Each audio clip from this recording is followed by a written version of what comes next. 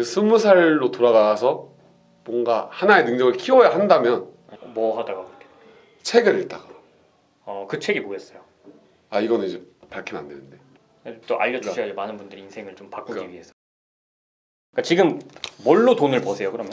저는 사람들의 성격을 바꿔주고 월 2천만 원 정도 벌고 있습니다. 성격 변화로 2천만 원. 네. 뭐 교육업이신 거예요? 그러면? 네, 뭐 쉽게 얘기하면은 이제 연기 아카데미인데 이제 기존 연기학원은 대학교를 가기 위한 입시 교육, 이제 배우가 되기 위한 어떤 그런 교육이라고 한다면 저희 아카데미의 특징은 이제 사람들의 성격과 매력을 개발할 수 있는 그런 자기 표현을 잘할 수 있는 그런 아카데미예요.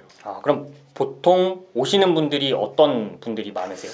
오시는 분들의 특징이라고 한다면 좀 소심하시고 내성적인 성격을 가지고 있고 그리고 그것 때문에 자기 표현을 못해서 상처도 잘 받고 뭐 우울함과 불안함 속에 빠져서 자기가 어떤 성취를 하기가 어려운 사람들 그분들의 공통된 특징 하나가 감정 표현이 억압되어 있다라는 거예요. 트라우마라고 하잖아요. 트라우마 네. 들어보셨죠? 네. 어떤 외부 자극에 의해서 어떤 여자한테 상처를 받았다. 그러면은 그 한 여자에게만 받은 상처가 모든 여자에게 통용이 되는 거야. 네. 뭔지 알 것 같아요. 더 나아가서 이제 여자뿐만이 아니라 모든 남자들 사람한테 경계심을 가지고 아예 감정 느끼기를 거부하고 이제 게다가 완전히 이제 자기의 행동력과 이분들은 세상의 문도 닫고 타인에게 문도 닫고 자기 자신에게도 문을 닫은 사람들이에요. 정말 이 목소리도 제대로 안 나오고 말도 잘 못하셨던 분이 계신데 지금 이제 활동 중인 쇼핑호스트거든요. 네, 쇼핑호스트. 현재 월 수입 한 2천만 원 정도 되셨다고. 그리고 저희 학원에는 배우로 활동 중이거나 연영과에 재학 중인 사람들이 많이 와요. 이미 배우인 분들이? 이미 연기 전공을 했고 전문가들인데도 불구하고 그러니까 이 감정 억압을 푸는 게 너무 궁금한 거야. 이 사람은 도대체 어떻게 하길래. 그래서 찾아오시는 분들이 계시고 그리고 그분들이 이제 오셔서 그 학생들이 많이 변해가죠. 더 과감해지거나 더 진실해지거나 더 자연스러워지거나 더 매력적으로 변하거나 그렇게 변하는 거죠. 본인도 원래 열등감이 그럼 많으셨던 거죠? 전 지금도 많아요. 열등감이라는 게 뭐예요? 열등감이라는 게 이제 남과 비교해서 생기는 어떤 자기 혐오감이라고 생각을 하거든요. 저는 쟤는 저런 걸 가졌지만 나는 이런 게 없어. 그러니까 나는 못난 놈이야 라고 생각하는 게 열등감이라고 생각을 해요. 사람마다 기준이 다 다른데 네. 저는 나보다 잘난 사람을 보고 나보다 멋있고 매력적인 사람을 보고 나보다 잘 사는 사람들을 보면은 나쁘다고 생각했어. 이게 그냥 물론 지금에서야 제가 책도 읽고 이렇게 뭐 33살이 먹었으니까 알게 된 거지만 그냥 사람들이 날 사랑해 주지 않거나 관심이 없으면 그냥 다 적이다라고 생각을 했던 거죠. 그런데 이제 열등감을 느끼는 것 자체가 나쁜 게 아닌데 그러니까 열등감이 느껴지면 그걸 그냥 나쁜 거다라고 생각하고 저는 그냥 비교하지 말자. 나는 나를 있는 그대로 사랑할 거야. 그러니까 뭐 지금 보기에도 좀 통통하지만 원래 엄청 더 돼지였단 말이에요.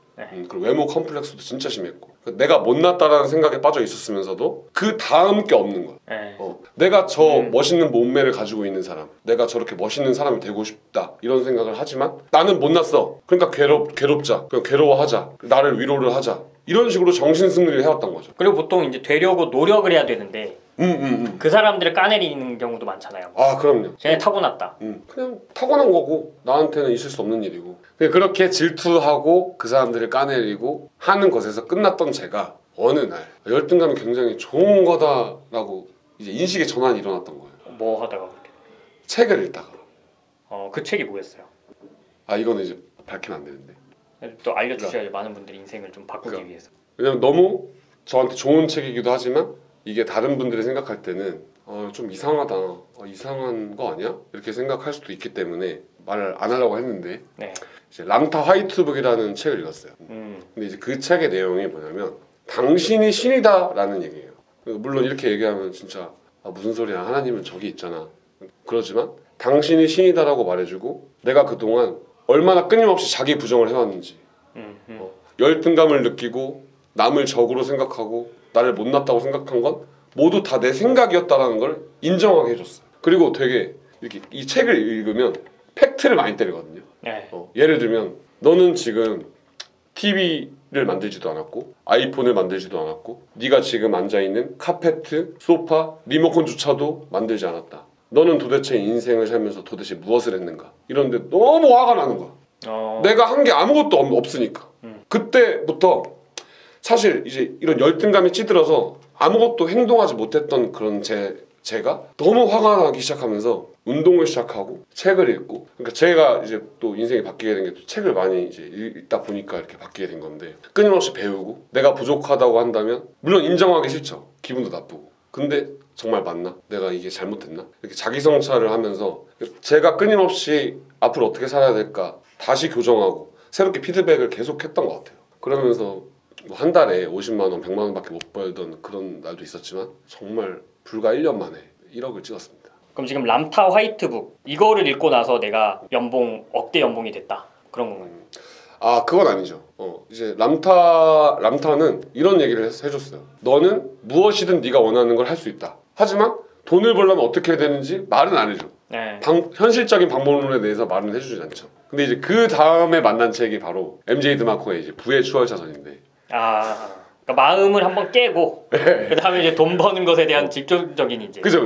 이제 이 내면의 세상에서 이제 있다가 내가 쩔어 막 이러다가 자기에 빠져 있다가 현실판에 딱 나온 거죠. 네. 그럼 부의 추월차선을 읽고 뭘 어떻게 바뀌셨어요? 읽고 나서 정말 이제 책을 또 좋아하고 이러다 보니까 정말 부의 추월차선을 읽으면서도 정말 이렇게 사는 사람들이 있을까? 저는 그런 생각을 했거든요. 의심. 이게 정말 뭐 미국이니까 그런 거겠지라는 생각을 했는데, 제가 이제 책을 좋아하다 보니까 내가 책을 한번 써보면 어떨까. 그래서 이제 책 쓰기를 배우러 갔는데, 이제 거기에 있는 사람들이 그 부의 추월차선에 나오는 대로 사는 거예요. 책을 쓴 사람들이. 그래서 한 달에 막 몇 억씩 벌고. 저는 책 썼는데 그렇지 않나요? 저도 그렇더라고요.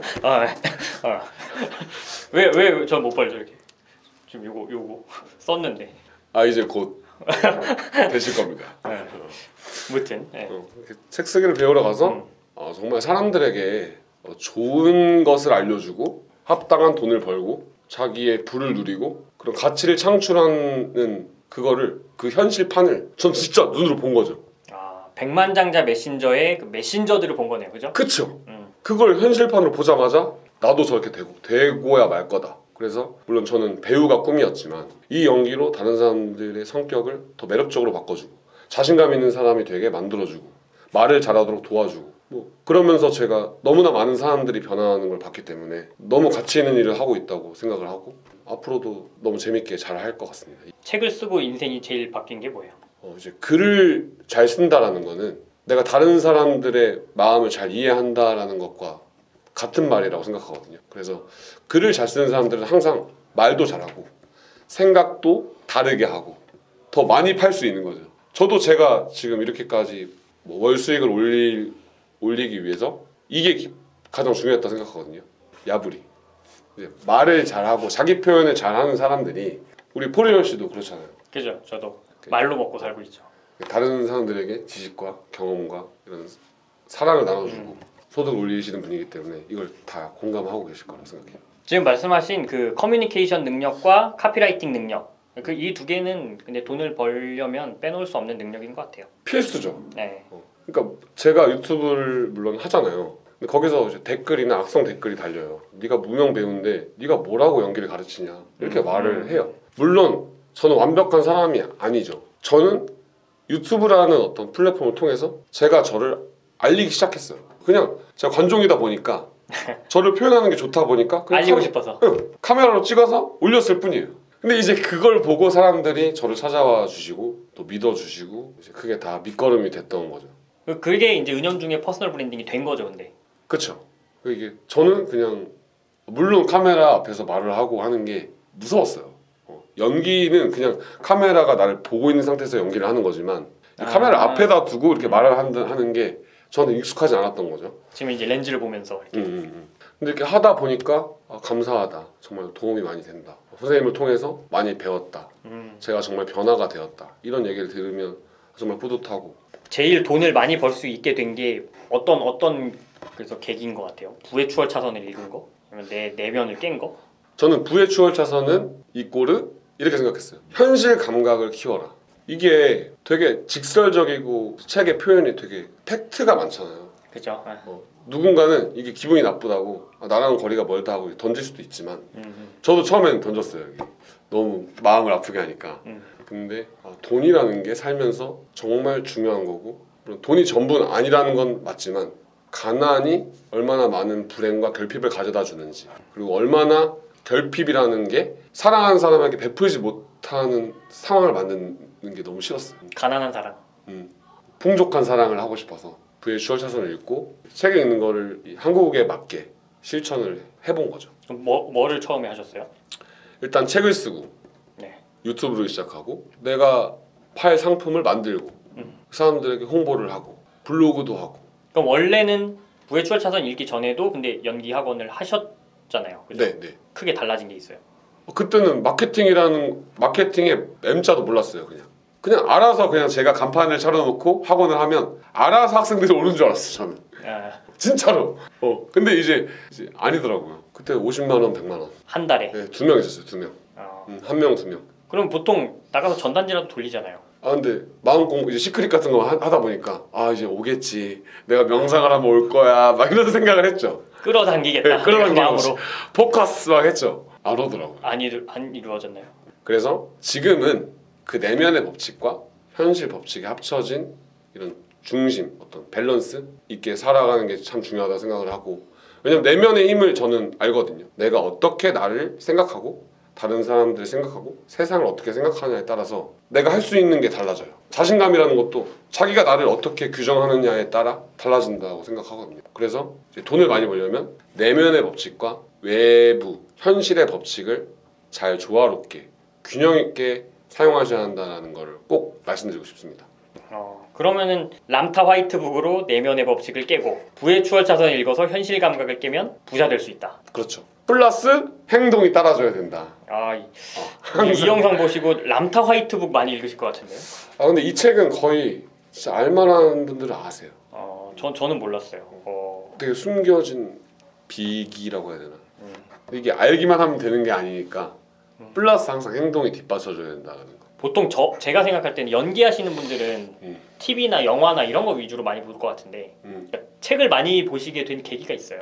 그러니까 제가 사람들을 무서워하다 보니까 이제 사람 만나는 게 무서우니까 그냥 책을 폈어요.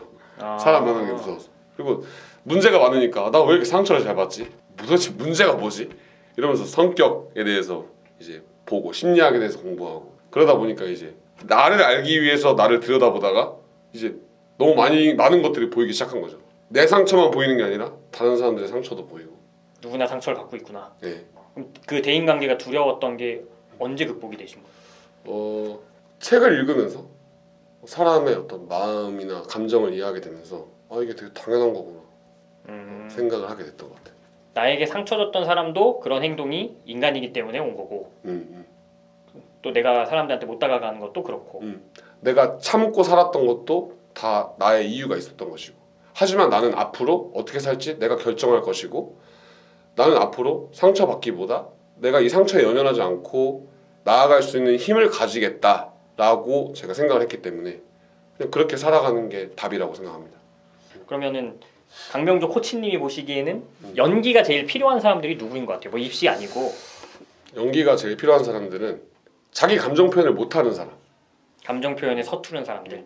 이 문제가 뭘까요? 감정 표현에 서투른 사람들이.